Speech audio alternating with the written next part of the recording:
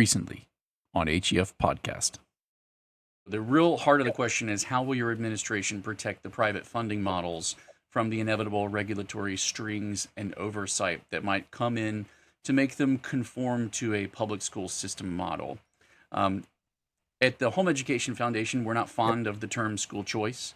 It's reductive. It forces people to think of options that for education merely in terms of what school they go to. And there are so many successful methods to privately educate your children and use a customized approach.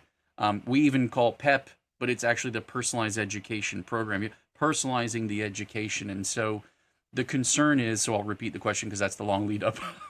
How will your administration protect the private funding models from the inevitable regulatory strings and oversight that might come to make them conform to the public school system model?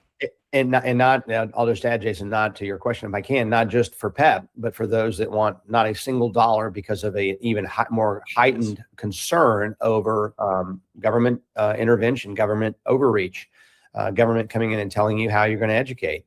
And so I've wrestled with this question, and I have to say, looking back, I wish I'd done it when I was speaker, but have had a lot of conversations with people since I got out of office in 2024 about, what do we do to protect? And I'm going to talk about traditional homeschool parents right now, but it applies certainly under that to the PEP folks who are taking that money. They'd be the first ones to see that intervention.